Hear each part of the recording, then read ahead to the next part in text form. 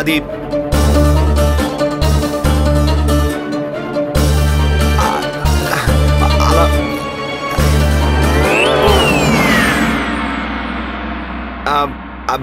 అది అలా అలా ఏమీ జరగదు గురుదేవా. లేదు, ఒకవేళ అలా జరిగింది అంటే మహారాజా అప్పుడేమవుతుంది? నేను చెప్పాను కదా గురుదేవా, అలాంటిది ఏం జరగదు అని. మేము దీని గురించి ఆలోచిస్తాం. ఇప్పుడు మా దగ్గర ఏ సమాధానం లేదు. దాని గురించి వదిలేండి మహారాజా. ఈ సమస్య వచ్చినప్పుడు అప్పుడు ఆలోచిద్దాం.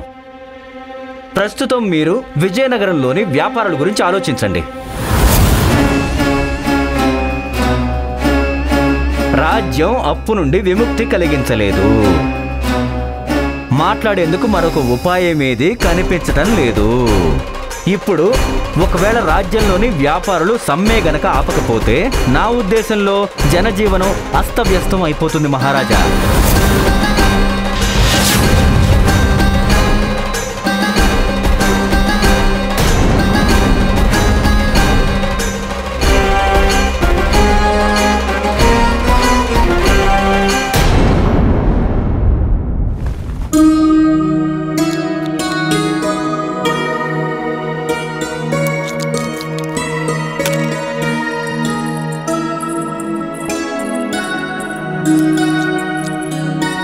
శారదాదేవి, మా గదిలో కాలక్షేపం అవ్వడం లేదు. అందుకే మీతో కొద్ది సమయం గడపాలని వచ్చాం.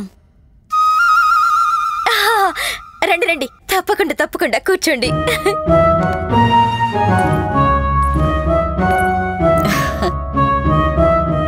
శారదాదేవి, మీ భర్త రామకృష్ణ పండితులు మా సోదరుడు కృష్ణకి తప్పకుండా విశ్వాసపాత్రులై ఉంటారు. మహారాజా పదవికి కూడా యోగ్యులై ఉంటారు. లేదంటే కృష్ణ వారికి మహారాజా పదవి ఇచ్చేవారు కాదు. కొంచెం గట్టిగా. మీరు నిజం చెప్తున్నారు భానుమతి గారు. అత్తయ్య సంస్కారమే వారిని ఇంత యోగ్యులుగా చేసింది. శారదాదేవి, మీరు ఇంతగా అరుస్తే ఎందుకు మాట్లాడుతున్నారు?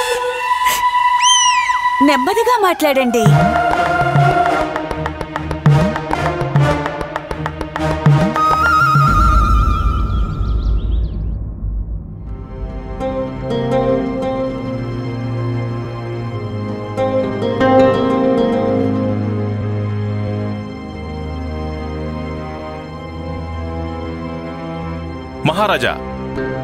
మహారాజా బిరార్ ప్రాంతపు వ్యాపారి సుగంధం రావు మిమ్మల్ని కలవాలని కోరుకుంటున్నారు. మహామంత్రి తిమ్మరుసు గారు, దర్బారులో ఇంత గంభీరమైన సమస్య మీద చర్చ జరుగుతుంటే మీరు అంతరాయం కలిగిస్తున్నారు. వారికి చెప్పండి, కొద్ది సమయం తర్వాత రమ్మని చెప్పండి. గురుదేవా, వ్యాపారి సుగంధం రావుని ఈ దేశంలో కుబేర్లో ఒక్కరిగా లెక్కిస్తూ ఉంటారు. కొంచెం ఆలోచించండి మహారాజా. ఒకవేళ ఆ వ్యాపారి ప్రసన్నమయ్యి అలాగే మన రాజ్యంలో నివసించడానికి సిద్ధపడితే ఇక మన సమస్య తీరిపోతుంది మహారాజా. అవునా? అయితే పిలవండి, పిలవండి, వెంటనే పిలవండి. తమరి ఆజ్ఞ మహారాజా.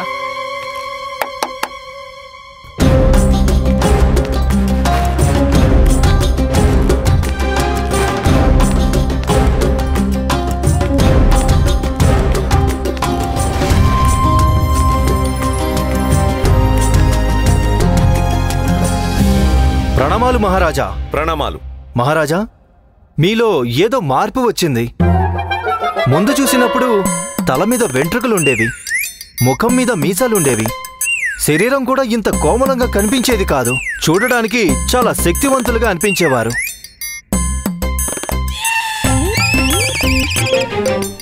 క్షమించండి మహారాజా, వేళాకోళం చేయడం నా అలవాటు. అది అర్థమవుతుందిలే గాని మేము తాత్కాలిక మహారాజులం. మహారాజు గారు అక్కడున్నారు. ప్రణామాలు. కానీ మీరు ముందు చెప్పండి, మీరు మమ్మల్ని ఎందుకు కలవాలనుకున్నారు? ఏదైనా కానీ చాలా ముఖ్యమైన పనే.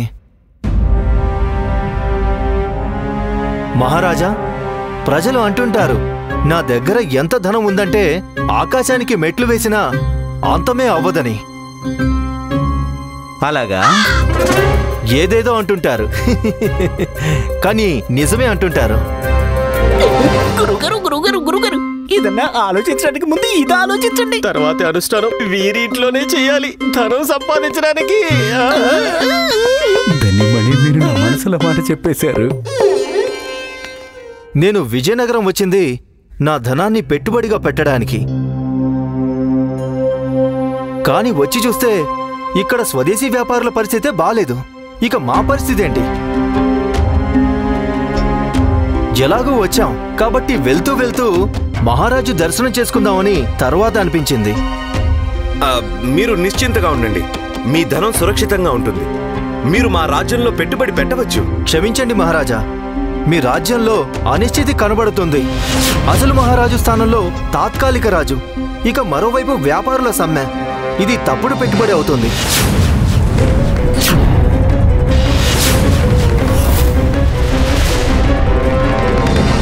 మీకు అనిపిస్తూ ఉండొచ్చు, నేను నా ధనం ఈ రాజ్యంలో పెట్టుబడి పెట్టనప్పుడు నేను రావడం ఎందుకని. అయితే వినండి, నేను మీకు ఒక సవాలు ఇవ్వడానికి వచ్చాను.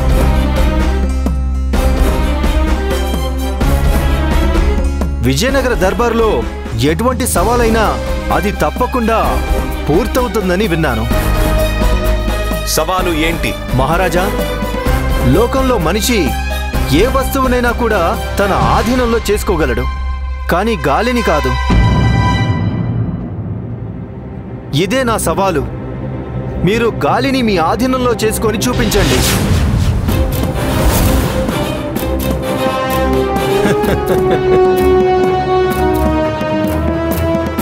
సుగంధన్ రావు గారు, మీరు అసలేం మాట్లాడుతున్నారు?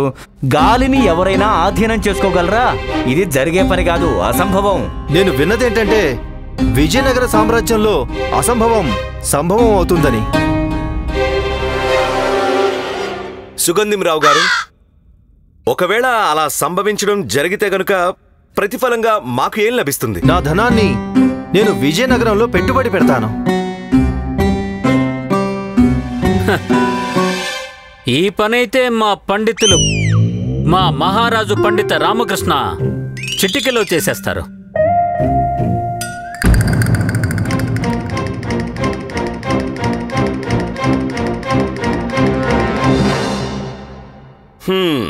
సేట్ సుగంధిరావు గారు, మీ యొక్క పని ఖచ్చితంగా పూర్తవుతుందని నేను మీకు మాటిస్తున్నాను.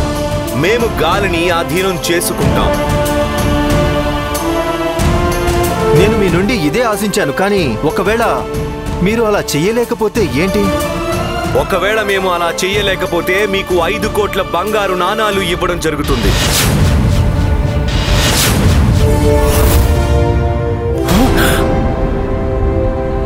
కానీ ఒకవేళ మేము అలా చేశామంటే విజయనగర రాజ్యంలో మీరు 5 కోట్ల బంగారు నాణాలు పెట్టుబడి పెట్టాలి. అంగీకారమే. ఇదేమిటి మహారాజా? ఇది సుగంధిరావు గారు, అయితే మీరు రేపు దర్బారుకు రండి. రేపు మేము మా మాట నెరవేరుస్తాం. అయితే ఒకవేళ ఈ మాట నెరవేర్చకపోతే మీరు 5 కోట్ల బంగారు నాణాలకి యజమాని అవుతారు. రేపటి రోజు మీ విషయంలో మరుపురానిదిగా అవ్వబోతుంది. చెప్పాలంటే నిర్ణయం ఎవరి పక్షాన ఉన్న విజేతలు మీరే అవుతారు. సరే, ప్రణామాలు మహారాజా.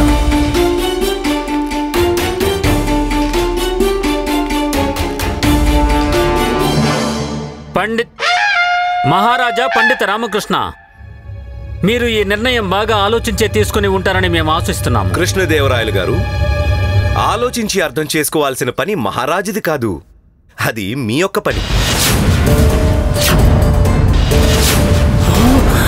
మీరు మా ప్రత్యేక అలాగే ముఖ్యమైన సలహాదారులు కదా, అందుకే ఈ పని మీరే చేస్తారు.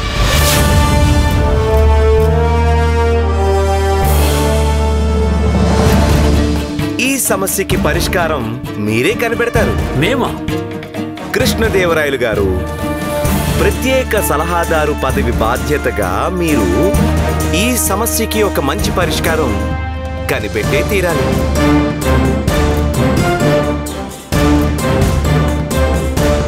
న్యాయమే కదా? న్యాయమే మహారాజా. మహారాజా కృష్ణదేవరాయలుకి జై.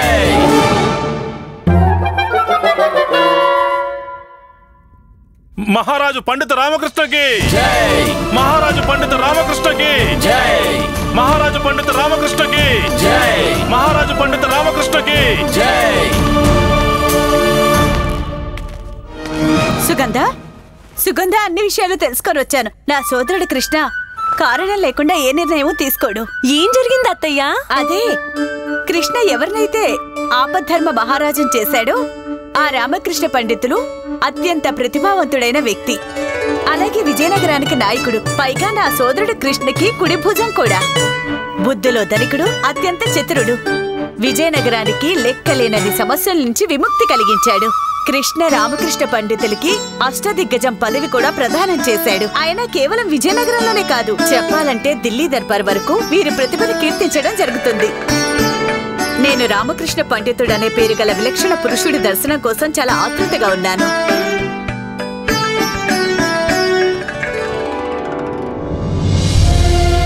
అలాగే నేను కూడా.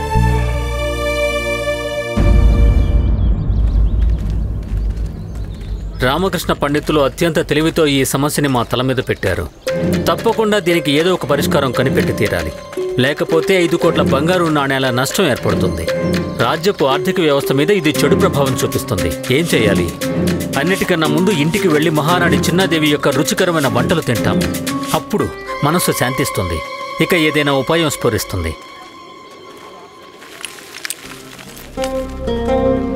మహారాణి చిన్నాదేవి రోజంతా చాలా ఎక్కువ పనిచేసి ఉంటారు.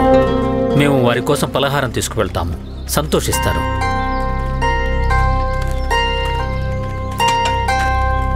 మిత్రమా, పావు కిలో జిలేబీ ఉందా? క్షమించండి మహాశయ, ఈరోజు బజారు లేదు. నేను కూడా నా దుకాణం మూసేసి ఇంటికి వెళ్తున్నాను.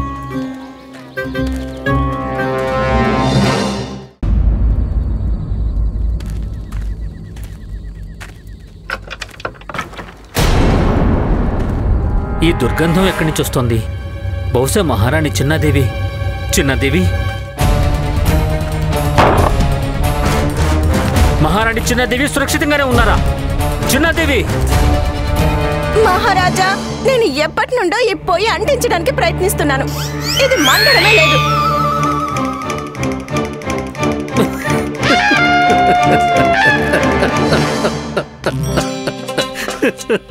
మహారాజా, మీరు ఎందుకు నవ్వుతున్నారు? అలాగా, నేను ఈ పొయ్యి అంటించలేకపోతున్నాననే కదా మీరు ఎంతలా నవ్వుతున్నారు? అయితే సరే మహారాజా, మీరే రండి. మీరు చూపించండి ఈ పొయ్యి ఎలా అంటిస్తారో అన్నది. రండి.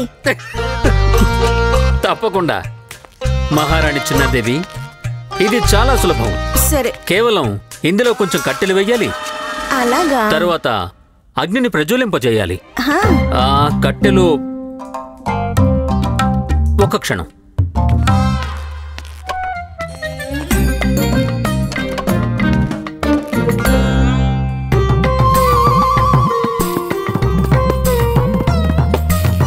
అగ్ని జ్వలింపజేశాం. ఇప్పుడు దీనిలో గాలి ఊదాలి. ఎలా ఊదాలో మేము చెప్తాం. సరే. రండి, మీరు కూడా ఊదండి. అయ్యో, అలాగే.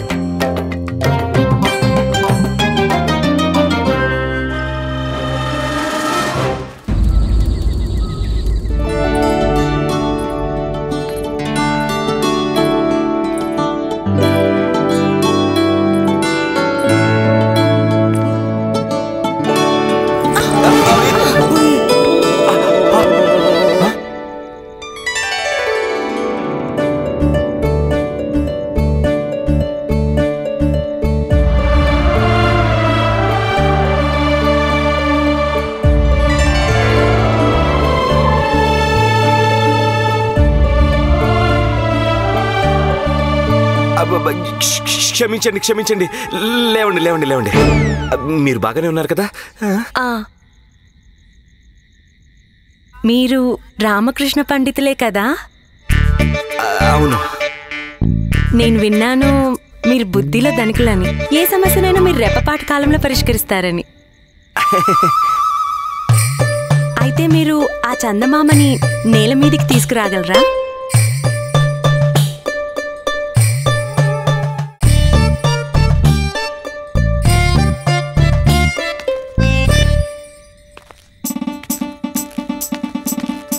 అయినా ఇంతకు ముందు మిమ్మల్ని ఎప్పుడూ విజయనగరంలో చూడలేదే.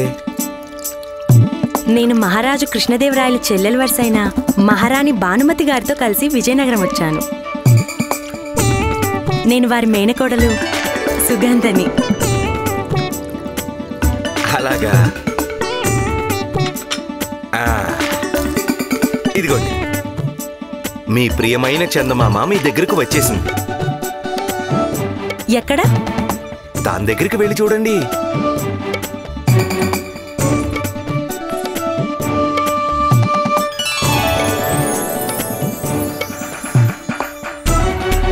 ఇందులో అయితే నా ప్రతిబింబమే కనపడుతుంది. అయ్యో, నేను ఈ చందమామ గురించి కాదు, ఆ చందమామ గురించి మాట్లాడుతున్నాను.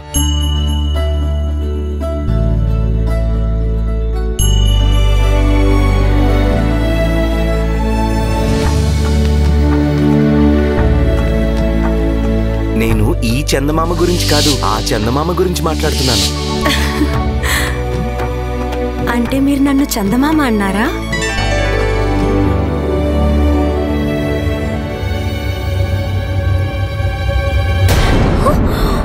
చందమామ!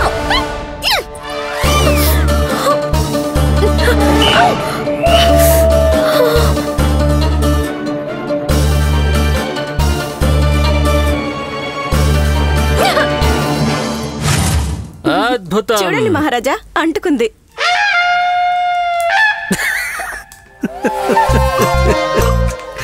మహారాణి గారు, మీరు ఎంత అందంగా ఉన్నారంటే మీకు ఒక దిష్టి చుక్క పెట్టాలని మా మనసు కనిపిస్తోంది.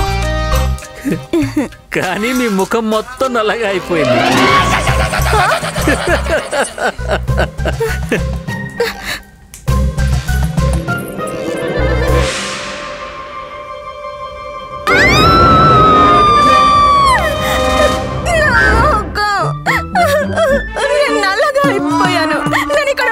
మహారాణి చిన్నదేవి, ఒక సాధారణ మనిషి జీవితం ఇలాగే ఉంటుంది.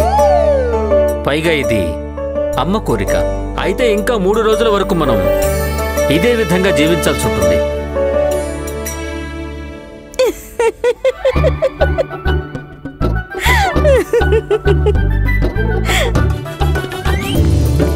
మహారాజా, ఈ రోజు మీ అక్కయ్య భానుమతి దేవి గారు ఇక్కడికి రాబోతున్నారు కదా? అవును, ఆమె రాజభవనంలోకి విచ్చేసి ఉంటారు. అయినా మేము వారి పేరు మీద ఒక ఉత్తరం కూడా రాశాము. మీరు నిశ్చింతగా ఉండండి, కేవలం వీలైనంత త్వరగా మా కోసం వంట పూర్తి చేయండి. కడుపులోకి ఏదైనా వెళ్తే గానీ మెదడు సరిగా పని చెయ్యదు.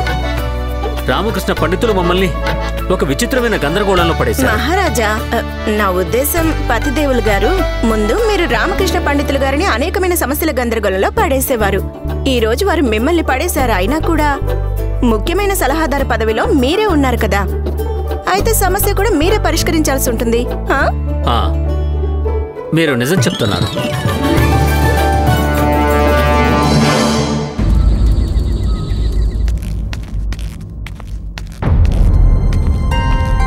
ఈ వ్యాపారుల సమస్యకి ఏం పరిష్కారం వెతకాలి? ఈ సమస్య తీవ్రతరం అయిపోతుందే. ఇటువంటి రాజవడం వల్ల ఏం లాభం రామా? రాజపదవి యొక్క ఆనందాన్ని అనుభవించలేకపోతున్నావు. ముఖ్య సలహాదారు పదవిలో ఫిర్యాదుదారుల సమస్యల గురించి ఆందోళన పడేవాడివి. ఇప్పుడు రాజపు సమస్యల గురించి చింతిస్తున్నావు. నువ్వు నీ పేరు చింతాదారని పెట్టుకోరామా? నోర్మై.